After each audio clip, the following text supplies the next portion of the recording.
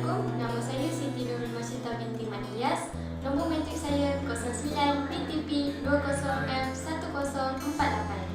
Okey, hari ini saya akan bercakap tentang trigonometri dalam seni bina. Tapi sebelum tu saya akan terangkan apa itu trigonometri. Sebenarnya perkataan trigonometri berasal dari Yunani yang membawa maksud trigon ialah tiga sudut, triangle ataupun segitiga, dan metron iaitu pengukuran, ukuran ataupun mengukur.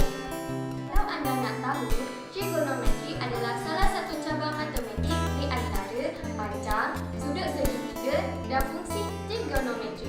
Antara fungsi trigonometri ialah sinus, kosinus dan tangent. Selain itu, fungsi trigonometri juga digunakan di farmasi, astronomi, kimia, kejuruteraan, sukan dan video game. Okey, kita kembali kepada topik asal kita iaitu trigonometri dalam seni bina. Salah satu kegunaan trigonometri dalam seni bina ialah untuk menentukan daya, ketinggian dan jarak sesuatu struktur yang berbeza. Selain itu, pembinaan bangunan, jambatan dan jalan raya adalah salah satu contoh penggunaan trigonometri. Okey, jom sekarang kita lihat aplikasi trigonometri dalam seni bina. Assalamualaikum warahmatullahi wabarakatuh. Saya yang bernama Muhammad Fitri Hakimi bin Razid dari kelas DTP 1A. Nombor pendaftaran saya ialah 09 DTP 20L2008. Okey, kita pergi kepada hasil pembelajaran.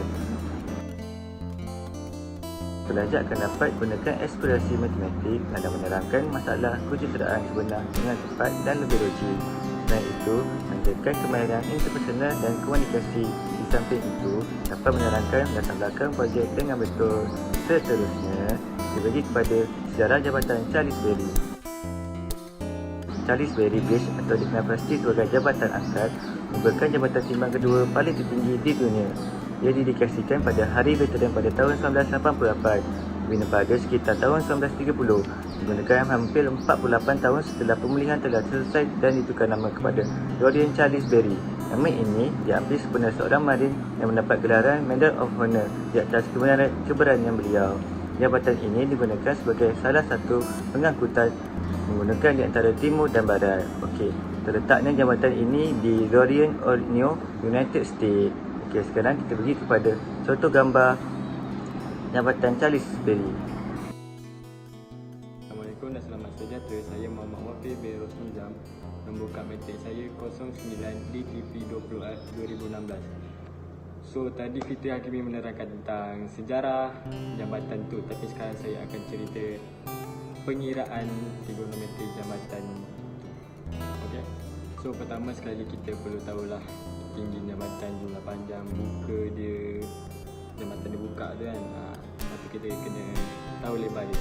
So, tinggi jambatan ni 101 meter dari paras air dan jumlah panjang jambatan ni ialah 321 meter. Dan apabila jambatan itu terbuka, panjang jambatan menjadi 161 meter dan mempunyai lebar 14 meter. So inilah contoh jambatan yang kami dapat gambarkan. Dan apabila jambatan itu terbuka, kita akan nampak satu bentuk segitiga. Kita boleh tengok sudut bukaan dia ialah 32.10 darjah. Okey, seperti yang anda lihat gambar ini, anda boleh lihat jarak pada CB ialah 161 meter dan AB ialah 101 meter. So, kita kena cari jarak CA. Macam mana kita nak cari jarak CA tu? Kita perlu menggunakan formula A kuasa 2 sama dengan B kuasa 2 tambah C kuasa 2. Jadi untuk mencari hypotenuse ialah kita perlu buat 161 kuasa 2 tambah 101 kuasa 2. Kita akan dapat jumlah 25,921 tambah 10,201. Selepas itu kita perlu puncakan dan hypotenuse dia ialah 190 meter. Jadi kita perlu cari sudut risi, iaitu tadi kita dapat 32.10. Macam mana dapat jumlah tu? Okey, kita dapat jumlah tu daripada menggunakan formula tan theta. Seperti yang kita tahu, tan theta bersamaan dengan O over A. Ia akan menjadi tan theta bersamaan dengan 1/1/161 akan mendapat 0.6273. Selepas itu kita perlu inverse tan 0.6723 dan akan mendapat jumlah yang kita cari tadi, 32.10 darjah. Apabila kita menggunakan sin dan cos, kita juga akan mendapat jawapan dalam lingkungan 32 darjah. Jadi itulah contoh pengiraan bagi saya, dan ini pula contoh kapal yang lalu di kawasan jambatan itu. Nama saya Muhammad Faridilis bin Jaafar dan saya dari kelas DTP 1A, dan nama kad medik saya 09 DTP FF 2009. Okay. Saya akan menerangkan tentang kesan-kesan pembinaan jabatan dengan trigonometri. Yang pertama ialah trigonometri memudahkan arkitek-arkitek mengira jarak dan daya yang berkaitan dengan unsur-unsur penjuru. Daripada 6 fungsi asas trigonometri, tangent, sinus, cosinus adalah yang paling penting untuk seni bina, kerana mereka membenarkan arkitek mudah mencari nilai yang bertentangan dan bersebelahan yang berkaitan dengan sudut dan hipotenus.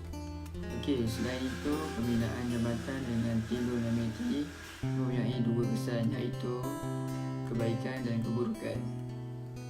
Kebaikan yang pertama ialah jabatan angkat dapat membantu kapal-kapal besar untuk melalui jabatan yang rendah walaupun menyebabkan kesesakan lalu lintas, ia tetap membantu kapal. Keburukannya ialah berat jabatan seimbang dan panjang. Tok akan lebih cepat bermasalah kerana panjangnya memanjang. Jadi lebih baik mempunyai dua jabatan yang berlawanan daripada 1-2 kali yang lebih lama.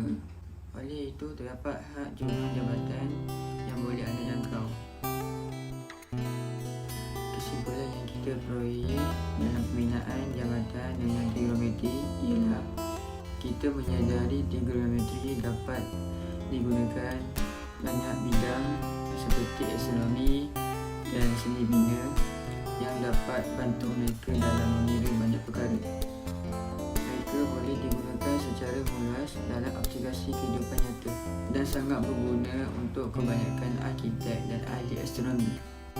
Selain itu, kita dapat mengetahui bagaimana fungsi trigonometri untuk mengira hipotenus, berlawanan, bersebelahan dan sudut di jabatan.